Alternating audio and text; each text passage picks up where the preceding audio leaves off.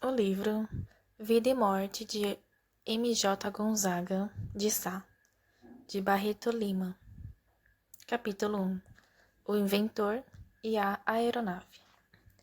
Nunca me passou pela mente que o meu amigo Gonzaga de Sá se dedicasse a coisas de balões, a não ser que o tal papel que me deixou entre muitos queira exprimir outro pensamento. Não posso crer, dada a amizade que mantínhamos, que ele me fosse ocultar essa digna preocupação de seu espírito.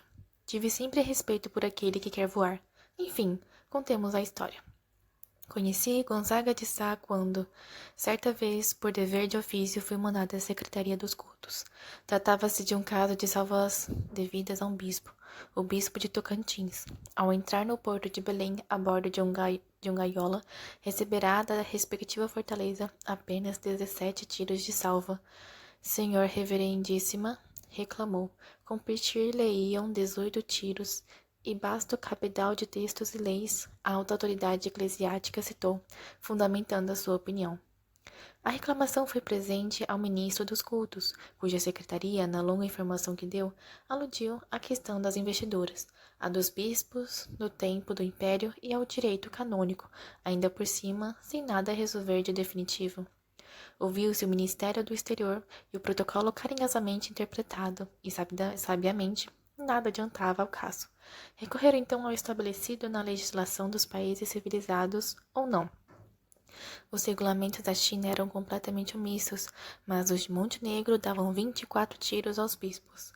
Na linda repartição das delicadas coisas internacionais, fizeram sábias transposições de uma religião para outra, de modo a se estabelecer a equivalência das respectivas autoridades. Foi organizado um quadro, muito bem feito, bem riscadinho, em que os nomes dos sacerdotes de cada religião foram escritos, respeitando-se a índole ortográfica de suas línguas próprias. O catolicismo, o budismo, o judaísmo, o brahmanismo e as seitas protestantes encontravam-se placidamente no terreno das conveniências burocráticas e protocolares. Imames, muezins, bispos, yamas, bonzos, derviches foram postos ao lado uns dos outros camariamente. Acreditava-se no Ministério dos Estrangeiros que, desta forma esclarecida, a correspondência entre sacerdotes de todas as seitas e religiões melhor poderia ser interpretada a legislação relativa ao assunto de cada país do globo, isto é, as praxes da Birmânia, do Tibete e da Turquia viriam em auxílio da mortificante colisão em que se achava a administração brasileira. Nada disso, porém, conseguiu decifrar o problema. Buscou-se então resolvê-lo com a opinião do Ministério da Guerra, que veio a decidi-lo salomonicamente. Era seu parecer que, para evitar reclamações futuras e satisfazer as partes, de hora em diante devia competir um salvo de 17 tiros com canhões de 15 e um tiro com canhão de 7,5. Era, além de salomônico, matemático, ambas coisas juntas, pois com 18 disparos se tinham 17 tiros e meio. Sendo assim, satisfeito o prestígio do governo e os melindres do prelado. Esta resolução foi tomada depois de serem ouvidas as grandes repartições técnicas do Ministério, cujo saber foi, no caso, incalculável. A informação da seção de artilharia recordou por alto a teoria da separação de poderes, a divisão de justiça, porém abandonando as leis, os tratadistas baseou-se em questões teóricas de artilharia, desenvolveu cálculos para mostrar os fundamentos da queixa de Senhor Reverendíssima. Estava a decidir-se a questão de um modo geral e de vez quando surge a angustiosa dúvida do cardeal. Seria a senhora alguma coisa uma autoridade eclesiástica brasileira? Devia receber só salvas de arcebispo ou mais outras? Se era autoridade eclesiástica estrangeira, que salvas devia ter? Se era nacional, quais? Etc. E assim, as interrogações se sucediam nas sessões do ministério quando o meu diretor, para evitar delongas, resolveu mandar-me à Secretaria dos Cultos, submeter aos competentes a angustiosa questão cardeal. Pouca gente conhece a Secretaria dos Cultos e tem notícia dos seus serviços. É de admirar que aconteça isso. Por enquanto, penso eu, se há secretaria que deva merecer o respeito e a consideração da nossa população, é a dos cultos. Num país em que com tanta facilidade se fabricam manipansos milagrosos, ídolos aterradores e deuses onipotentes, causa pasmo que a Secretaria dos Cultos não seja tão conhecida como a da aviação. Há, entretanto, nela, no seu museu e nos seus registros, muita coisa interessante e digna de exame. Foi por ocasião de desempenhar-me da incumbência do meu diretor que vinha conhecer Gonzaga de Sá, afogado num mar de papéis na seção de alfaias, paramentos e imagens, informando muito seriamente a consulta do vigário de Sumaré, versando sobre o número de setas que devia ter a imagem de São Sebastião. Era Gonzaga, um velho alto, já não de todo grisalho, mas avançado em idade, todo seco, com um longo pescoço de ave, um grande gogó, certa macieza na voz grave, tendo uns longes de doçura e sofrimento no olhar mágico. A sua tez era amarelada, quase dessa cera amarelada de certos círios. Tratei com ele cheio do respeito que, acima da beleza, merece a velhice. Ele me pareceu agradecer a deferência, olhando-me com mal disfarçado interesse por debaixo do pissenê do fundo do abismo da sua banca burocrática. Vi logo nele um velho inteligente, de amplo campo visual e a abranger um grande setor da vida. Entendi-o, ilustrado e de uma recalcada bondade. Não sei também por que adivinhei que tinha um bom renascimento, e a antiguidade do aparecimento dos seus antepassados nestas terras não datava da República nem do encilhamento. O meu julgamento não era errado, porque mais tarde, indo por causa ainda dos tiros a um bispo a cultos, perguntei-lhe em meio do negócio: Senhor Gonzaga não é casado? Não. Nem quis casar? 2 vezes, uma com a filha de um visconde em baile de um marquês. E a outra? Filho, você parece que ficou com inveja? Talvez acudi eu prestamente à sua interrogação.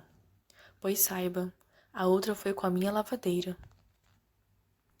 A adivinhação de sua mocidade fiz eu por essa resposta. Além disso, era cético, regalista, voltairiano.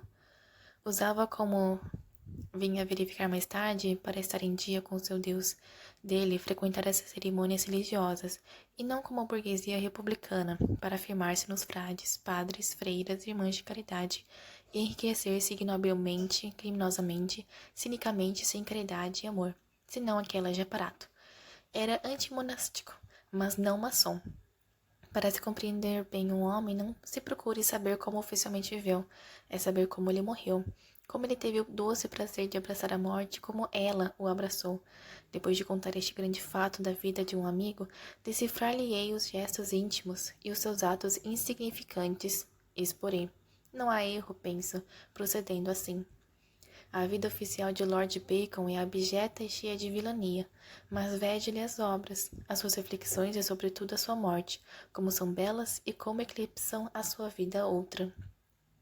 Tendo imaginado subitamente que a neve podia preservar as carnes da putrefação, Bacon desceu de sua carruagem em dia de muito frio. Já velho era, e entrou em uma palhoça para fazer a experiência. Comprou um frango, fê-lo matar, e ele mesmo com suas próprias mãos o encheu de gelo. Esfriou-se pouco depois em casa estranha, pois nem mais forças teve para atingir da carruagem a sua. Morreu o ousado inovador, o filósofo do método experimental, o autor da grandeza científica e industrial de nossos dias. De Gonzaga de Sá, vou contar-lhes as suas coisas íntimas e dizer-lhes, antes de tudo, como morreu, para fazer bem ressaltar certos trechos e particulares que serão mais tarde contados de sua bela obscuridade. Narremos os fatos. Nós tínhamos tratado de encontrarmo-nos no terraço do passeio público para ver certa matiz verde que o céu toma, às vezes, ao entardecer. Fui esperá-lo com pressa de conversar com ele e admirá-lo. Pouco olho o céu, quase nunca a lua, mas sempre o mar. Embora eu não encontrasse logo, o espetáculo do mar distraiu-me, mas contemos as coisas por miúdo.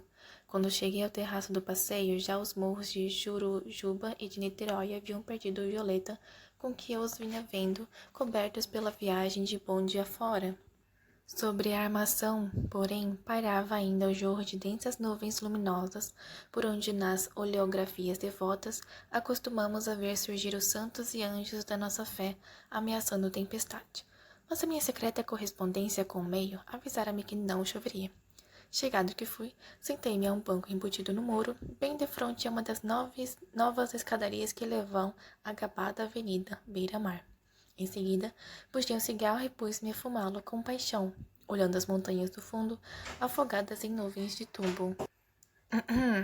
Em seguida, puxei um cigarro e pus-me a fumá-lo com paixão, olhando as montanhas do fundo, afogadas em nuvens de tumbo e engastado na barra de anil, um farrapo de púrpura que se estendia por sobre os ilhotes de fora da baía. Considerei também a calma face de Guanabara, ligeiramente crispada, mantendo certo sorriso simpático na conversa, que entabulara com a grave austeridade das serras graníticas, naquela hora de fusão e confidência. Ville-Gagnon boiava na placidez das águas com seus muros brancos e suas árvores solitárias. Notei então o acordo entre o mar e as serras.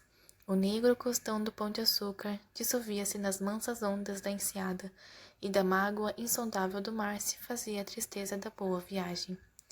Transmutavam-se naturalmente e tocavam-se amigavelmente. O mar, espelejante e imóvel, realçava a majestade e a firmeza da serrania, e em face da sua suntuosidade, por vezes conselheiral, o sorriso complacente do golfo tinha uma segurança divina.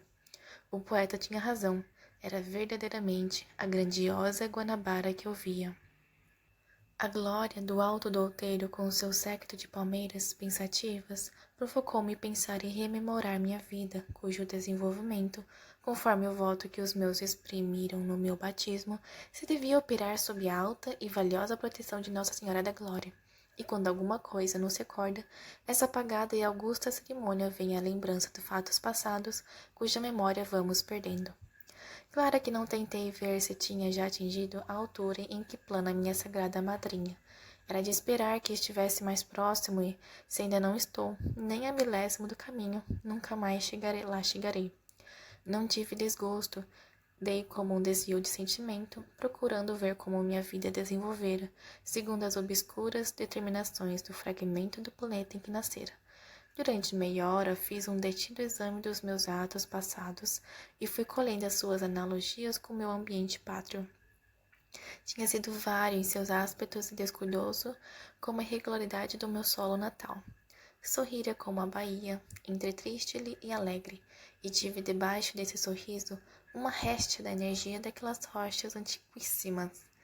Diante da Serra dos Órgãos, cujo grandioso anseio de viver em Deus fui sentindo desde menino, aprendi a desprezar as fofas coisas da gente de consideração e a não ver senão a grandeza de suas inabaláveis agulhas que esmagam a todos nós. Fui bom e tolerante como o mar de Guanabara, que recebe o bote, a canoa, a galera e o couro assado, e como ela, tranquila sob a proteção de montanhas amigas, fiz-me seguro à sombra de desinteressadas amizades. Quis viver muito. Tive ímpetos e desejos nas suas manhãs claras de maio, mas o sol causticante do seu verão ensinou-me, antes que me barresmo dissesse, a sofrer com resignação e a me curvar aos ditames das coisas, sempre boas, e dos homens, às vezes maus. Saturei-me daquela melancolia tangível que é o sentimento primordial da minha cidade. Vivo nela e ela vive em mim. E assim, fui sentindo com orgulho que as condições de meu nascimento e o movimento de minha vida se harmonizavam. Umas supunham o outro que se continha nelas, e também foi com orgulho que verifiquei nada ter perdido das aquisições de meus avós, desde que se desprenderam de Portugal e da África. Era já o esboço do que havia de ser, de hoje a anos, o homem criação deste lugar. Por isso, já me apoio nas coisas que me cercam, familiarmente, e a paisagem que me rodeia não me é mais inédita. Conta-me a história comum da cidade e a longa legia das dores que ela presenciou nos segmentos de vida que precederam e deram origem à minha. Que me importavam os germanos e os gregos, o Estado e a arte? Outras gentes que não compreendo, nem os seus sonhos que resultaram nestas duas tiranias. Sonho também por minha conta, ao jeito dos meus mortos, e os meus sonhos são mais belos porque são imponderáveis e fugazes. A esse tempo passava olhando tudo com aquele olhar que os guias uniformizaram, um bando de ingleses carregando ramos de arbustos. Vi folhas que um jequitibá não contempla. Tive ímpetos de reclamar, de exclamar, doidos! Penso que levam o tumulto luxuriante da minha mata nessa folhagem de jardim? Façam como eu, sofram durante 4 séculos, em vidas separadas, o clima e o eito, para que possam sentir nas mais baixas células do organismo a beleza da senhora, a desordenada e delirante natureza do trópico de Capricórnio. E vão-se, que isto é meu? Logo me recordei, porém, dos meus autores, de Taine, de Renan, de M. Barrés, de Franz, de Swift e Flaubert, todos de lá mais ou menos da terra daquela gente. Lembrei-me gratamente de que alguns deles me deram a sagrada sabedoria de me conhecer a mim mesmo, de poder assistir ao raro espetáculo das minhas emoções e dos meus pensamentos. Houve em mim, por essa ocasião, um indizível reconhecimento sem limites. Olhei com veneração aquela parva gente, em homenagem aos de seu sangue que me educaram. Olhei com veneração aquela parva gente, em homenagem aos de seu sangue, que me educaram e me fizeram saber que eu, burro ou genial, sábio ou nécio, influo poderosamente no mecanismo da vida e do mundo. Humilhado, abaixei a cabeça. O meu velho amigo chegava. A tarde, porém, não nos fora favorável e não nos dera o espetáculo que esperávamos. Ficamos durante algum tempo a conversar no terraço do tradicional jardim público. Gonzaga me disse ao ver passar ainda outro bando de britânicos: "Não posso suportar estes ingleses. Que pressa têm em andar? A tarde assim mesmo não está de afugentar. Andem devagar, devagarinho. Não se corre nem para a morte a quem ama. Vamos jantar em casa, embora minha tia não esteja em casa." Eu tinha 20 anos e um louco sonho de ser diretor. Arrepiaram-se-me os cabelos diante daquela invocação da morte. Aceitei o convite, apesar de tudo. Vamos a pé e pelo caminho mais longo. Dirigimo-nos pelos barbonos para aquelas veneráveis azinhagas de aldeola italiana que levam a Santa Teresa. Nada me dizia, pouco depois, porém, passamos diante de um casarão brutal. Gonzaga me perguntou, apontando o convento de Santa Teresa: Sabes quem mora ali? Freiras. Mora também um conde, e creio que princesas. Mortas? Sim, mortos. Vê lá o sinal da morte? Não, está sorridente e alegre. E este casarão ali? Está aqui, está desabando. Morto, não é? Sabes por quê? Porque não guarda nenhum morto. Continuamos a subir. Ao chegar ao jardim de sua casa, que olhava para a Lapa, para a Glória, para a Armação, para Niterói, contemplou o mar insondável. Abaixou-se para colher uma flor que me oferecera, mas caiu e morreu. Foi assim, dias depois da morte do meu amigo, com o título de O Inventor e a Aeronave, entre os papéis desencontrados que ele me legou com os seus livros, encontrei uma folha de almaço escrita de um lado e de outro. Li-a e verifiquei que se tratava de uma narração completa, embora não dê ela toda a medida do espírito e da concepção do mundo do meu saudoso amigo. Eu a publico para que aqueles que não o conheceram possam de algum modo apreciar o meu camarada intelectual e mestre, cujos julgamentos e opiniões sobre os homens e as coisas muito influíram para a escolha dos caminhos que a minha atividade mental tem trilhado. Gonzaga era desses homens cujo pensamento se transmite mal pelo escrever ou por outro instrumento qualquer de comunicação criado pela nossa humanidade. A sua inteligência não sabia dar logo um pulo da cabeça para o papel, e só a sua palavra viva, assim mesmo em palestra camarada, era capaz de dizer tudo o que lhe era próprio e profundamente seu. Contudo, como já disse, vou publicar a página de almaço encontrada por mim, entre os papéis que ele me deixou, no fito de dar módica ideia do que verdadeiramente era o meu velho amigo, Gonzaga de Sá, oficial da Secretaria dos Cultos, Eilan. Desde 10 anos não havia segundo em que ele não pensasse na máquina. Às vezes, sobre as folhas de Canson, tanto se demorava a riscar e a traçar que não chegava bem a compreender como passara da treva da noite para a claridade da manhã. Folhas e folhas de papel, outras vezes, amontoava com cerradas equações e outras expressões algébricas, e nas horas de descanso, passeando os olhos distraídos por elas, apareciam-lhe diante deles com as suas rebarbativas letras gregas, os fi, os mi, os gama, os pi, daqueles minúsculos caracteres ligeiros e de curvas sutis, como os pelotões de tênues pensamentos que as integrais faziam avançar em fileiras disciplinadas, marchando para a frente. Consultava revistas, tratados, compêndios. Folheava-os bem e noites com os pés na água para afastar o sono, ficava sobre suas páginas a ler, a comparar um com o outro, a cotejá-los, inteiramente absorvido no ensino deles, a meditar, a adivinhar neles os impossíveis para o seu aparelho, e a percrustar os obstáculos que devia vencer, e as leis a que se devia curvar. Afinal, um belo dia, depois de um longo trabalho de horas a fio, ele apareceu no papel, maravilhosamente desenhado a cores. E ali, o inventor o remirou muitas vezes, alongou mais uma linha, amaciou mais uma aresta ou uma ligação, e por fim teve a máquina completa, perfeita, tal e qual a ideia que trazia em mente e se fora fazendo em poucos dias, durante uma gestação de 20 anos. Descansou nesse dia feliz e sem igual. Pode dormir um largo e profundo sono reparador e tranquilo, mas já no dia seguinte meditava sobre os materiais com que devia construí-la. Considerou a resistência de cada um, o peso específico, o custo, tudo ele levou em linha de conta com sagacidade e sapiência. Combinou uns com os outros, considerando as suas qualidades, as suas desvantagens e vantagens, tendo sempre em mira o efeito que desejava. Escolheu motores, delicados engenhos de força e pequenez, e partiu com todo esse pensamento meticuloso e sério para a oficina onde ia construir o seu aparelho de voar. Nem o momento das horas de trabalho arredou o pé de junto aos operários. De cada peça seguiu todas as operações de sua construção.